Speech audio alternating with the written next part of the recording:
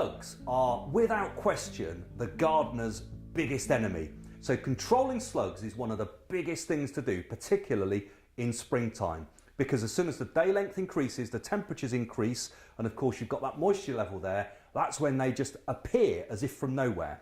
And once they're active, a slug can eat approximately twice its body weight in lush green vegetation every single day. So here are a handful of fantastic ways that you control them. Seashells, broken up, the crusty seashells that are all spiky and pointy, they don't like those. The same with eggshells. So when you've cooked in the kitchen, you've got those eggshells from boiled eggs, poached eggs, whatever you've been doing, maybe you've been baking a cake. Save the eggshells, break them up, pop them in a bag, bang them with a rolling pin, break them up into bits, and then sprinkle those around your plants. The classic gardener's trick is beer traps. Now, two options here. You could get a drinking bottle, you could chop it off, and you could just pour in a drop of beer. Now, don't drink it. What you need to do is bury this container up to the level of the rim, being basically at soil level. As the slugs then are attracted by the smell of the beer, what they'll tend to do is crawl along, fall in, they'll drown. Now, that's very sad for the slugs, but of course it's a safe and easy way for pets and wildlife other than the slugs to control.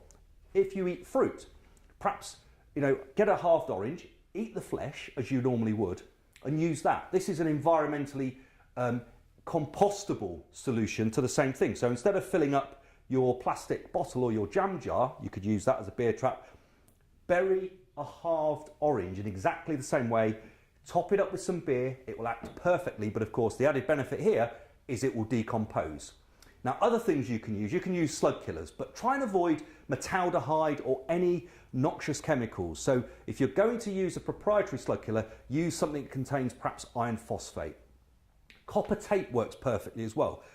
Imagine when you pop something metallic on a filling, that's exactly how the slug feels when it crawls over the copper tape. It gets that horrible, uncomfortable, tingly sensation. Of course, you get it in your mouth with your fillings, they get it literally along the base of their body. And the final option is things like nemaslugs. So you've got these parasites that will infect the slugs and of course control them that way. So a whole host of different solutions.